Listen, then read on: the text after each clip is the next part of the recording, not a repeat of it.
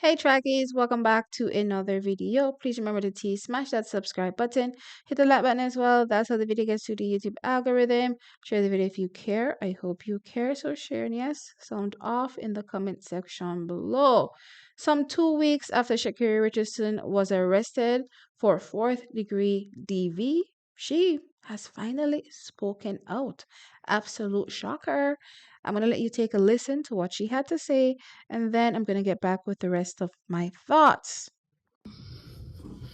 Hey y'all, it's Sha'carri, and more than anything, definitely a lot of self-reflection, a lot of understanding of not only putting myself in a compromised situation, but somebody that I have a deep care and appreciation for as well is something that holding myself accountable. I see myself, I'm taking this time to not only see myself, but get myself a certain level of help that overall is going to reflect who I truly am in my heart and my spirit, and not allowing this moment, but accepting this moment to be more.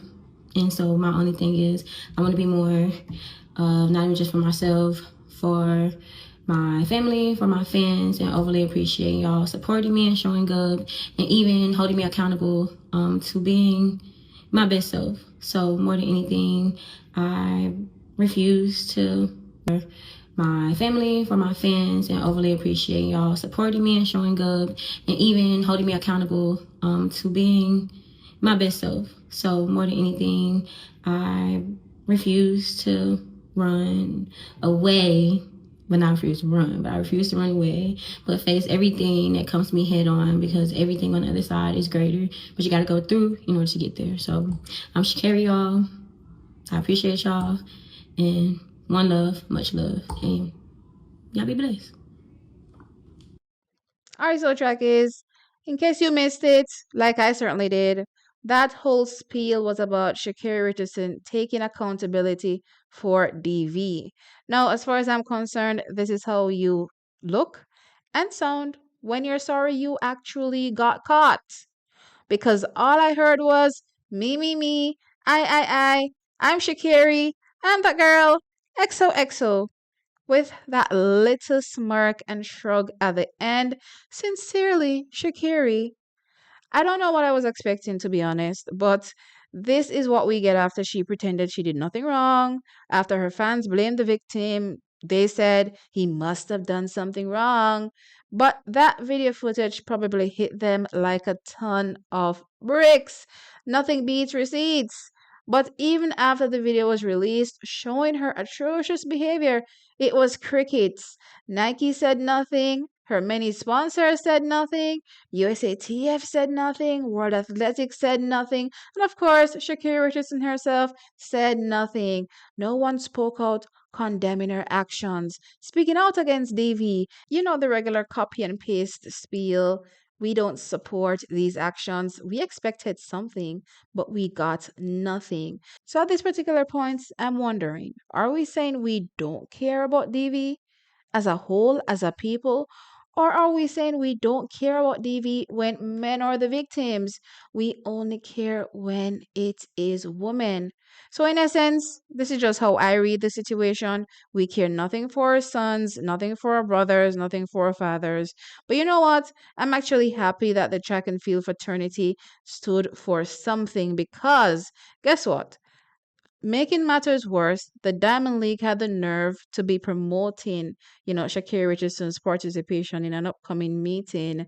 And this is literally after refusing another athlete that was also charged for DV, arrested and charged for DV, just the same way Sha'carri Richardson was arrested. She wasn't charged, but from my understanding, it's still an open case. Apparently, the state is trying to bring charges against her. We'll see how that goes. But you know what track is? It seems as though they finally realized that the track and field fraternity was not having it. And seemingly, in my opinion, based on how I'm reading the situation, forced her to make an apology. I mean, sorry, take accountability or whatever that was. And as far as I'm concerned, as I said, all I heard was me, I. So I'm wondering, did she even spare a thought for the victim? Well, I guess there was that one split second when she mentioned someone she cared about, and I mean, who knows if that was the actual victim, right? But you know what? As I said in my video when I reviewed the tape, typically, abusers don't really care about anyone but themselves. They can't see anyone but themselves. And her response is a reflection of that to me, at least. Now, I'm just going to leave for the end of this video Christian Coleman's initial response when he was interviewed at the USA Track and Field Championships by Citius Mag. And I want you to tell me in the comment section if you can spot the difference. Personally, you know what I'm saying? I feel like it was just a sucky situation all around. Like, I don't feel as if, like, she should have been arrested. You know what I'm saying? Like, I mean, you know, people have discussions and emotions and stuff like that. And she have, like, things that she need to work on for herself, of course. And so do I, so do you, like, everybody. And I'm the type of guy, like, I'm in the business of just, like, extending grace and mercy and love. And I feel as if, like, I don't try to look at obstacles either. Like, I just look at, like, situations like this to just, like, you know, take a step back, analyze yourself mentally, and then just try to see what you can do to be your best self so that you can move forward, so you can just be the type of person and a human that God needs you to be for his kingdom and for his glory. And so that's kind of how I look at the situation. And like, and I hate the narrative too of just like, you know what I'm saying, it's so negative. But like I said, it's just like in the state of Seattle, even talking to the cop or whatever, it was just like it really was nothing I could do. It's just like I understood, but I mean, like I said, it was just a sucky situation, but she's a human being and a great person. And I feel like, you know what I'm saying, like we've been able to be like really good teammates like all year. And I hate that narrative too because, you know, us coming together, like we're just two like real dominant personalities. And she's, to me, the best female athlete in the world. Like I see it every day. And like, you know, for me in my process, like I just said, like moving training groups, a whole new environment, a whole new, you know what I'm saying, training setup, different than what I've been in the past, like, you know, 10 years of my, you know, track and field career, and transitioning and then still coming back running 9.8 and feeling like I got so much more to give, you know what I'm saying, like that's my path and that's my journey, and like being so up close and personal with her every day.